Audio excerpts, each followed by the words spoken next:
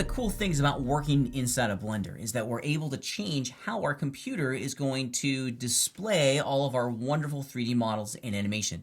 We have a series of really great viewport properties that will allow us to go in and customize our experience. If I just open up that coin flip project file that we've been working with earlier and before, and if your screen doesn't look like my screen, if you're not seeing the materials, or maybe you're seeing some really weird wireframes, that's because we need to change the viewport properties to allow the computer to display and use a different set of rules, if you will, on how it's going to display all of our artwork. So let's look at those viewport properties. You can find them way up here in the upper right hand corner of almost every viewport inside of Blender. This is an application-wide system that they've developed, and it's pretty cool.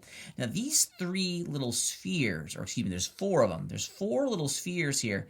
These are going to change the viewport shading styles of our scene itself. Now I'm on the third one. Let's begin on the first one, which has the little wireframe outline on it. And as you can see, the moment that I click onto that one, we're changing our viewport shading style to only show the wireframed outlines of all of our polygons, which is pretty neat. I like that. If you have really dense scenes, or maybe you're working on a slower computer, this is going to give you some performance. The computer is no longer looking to shade all of those individual polygons and kind of ignoring, if you will, all the materials and the lighting properties and the camera effects that are influencing the visual representation of our models. So this is a good one to enable if you get real dense, heavy scenes that are really taxing on your computer. Now the next one is going to be a solid shade. This is going to smoothly shade all of our polygons. So we're still not accessing the materials. This is like a step up, if you will, from the wireframe outlines that we saw a second ago. It's still pretty basic, but we're just going to see a nice flat or smoothly shaded representation of our 3D model. Now the next one, this is going to start activating the materials. So now we're going to see the definition of the colors that we have associated with all of the polygons inside of our scene itself. And this is really great because now we're going to be able to start to get a much better understanding of what this is going to look like in the final render itself. The material preview, the third one, is just a preview. This is not what the render is going to look like. And this is only going to be what the viewport is going to determine it's going to look like. The last one, however, this is an actual representation in a preview of the final render. So it's taking all of the lighting and camera and other effects that we have that are influencing our scene, and it's previewing them right here inside of the viewport. Now this is a preview of the full render, so this is absolutely going to require some oomph on your computer. It's going to take some resources. So keep that in mind, if you're working with very complex scenes, that there's tons of materials, tons of textures, tons of effects and stuff going on, this is really going to bog down your scene, but it is a nice little feature to know that we have access to in case we're preparing for our final render itself.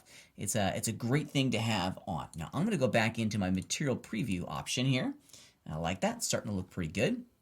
And I want to talk about some global changes that we can make to each of these viewport shading styles. If you look very closely, and I know it's real small in the interface, but here, right at the end of that row, there's a little arrow. This arrow is going to provide us some options for each of the viewport shading styles that we've selected. Now keep in mind, I'm using the material preview shading style, the third one, and these are the choices that I have to continue to massage, if you will, and customize the material or the viewport shading styles for this specific one. Like for example, I can rotate the background, and my objects aren't reflective, so we're not going to see much of that, but we can use maybe the scene lights versus the world lights, or we can use the world, the environment map that's applied to this global scene to drive the colors versus this HDR map here. This is a reflection map. You can click on the picture, you can choose a different look and feel, but keep in mind, this isn't what the render is going to look like. This is just a customized viewport shading style for this viewport. If we were to render, it would still look very, very different. I only bring this to the surface because there are some wonderful, wonderful choices that are found inside of that little drop-down arrow. For example, I've gone into the smooth or the flat shade choice, sphere number 2, and if you click on that little pull-down arrow, we have a number of really great choices in here that will allow us to customize our viewport to make it easier for us to see what it is that we're making. Working inside of these computer applications is tough. The easier we can make it, the better. So if I say customize it, make it work for you. Have fun with this. Explore how all this is going to work. You're not going to break anything. You're never going to mess anything up. And it's a great, great way for you to very quickly get a viewport shading style that works for you. Okay, now that we have some viewport shading styles taken care of, let's look at some of these options at the top of our viewports. And there's a couple of them in here that are important to point out. These options will activate and deactivate the visibility of certain components and objects that are existing within inside of our viewport. If you look at this first one here, now we can turn off the visibility of like our cameras, our lights, certain objects within inside the scene itself. This is really great. Let me zoom out some here. And now we can see that here's the light source inside of our scene. Here's our camera. Maybe I don't want to see the visibility of our camera. Maybe it's just kind of getting in the way. Well, if we go into this pull down menu, we can turn off the visibility of our camera. Now, it's not deleted. It's not gone. It's still an active player. We're just choosing not to draw it inside of our viewport. Same with the lights. Maybe we want to just go in and turn off the visibility of our lights just to kind of clean up and get rid of some of the clutter inside of our scene. So explore this. There's a lot of options in here, but just know that those options are available to you. In addition, if we go into the second one, this is where we can start to customize a lot of the on-screen widgets. Perhaps in this viewport, we don't want to see the compass or any of our tools on the right-hand side. Well, this second one will allow us to go in and continue to customize it. The one that I absolutely want you to see is this third one. It has the two little spheres kind of crossing over each other. This has some really great choices, including the ability to turn off our grid. And I don't know if you're going to be able to see this inside of the view or inside of the video recording, but I'm going to zoom out. But we can turn off the floor pretty quickly and pretty easily. We can also tell it which grid to do, or the grid lines, excuse me.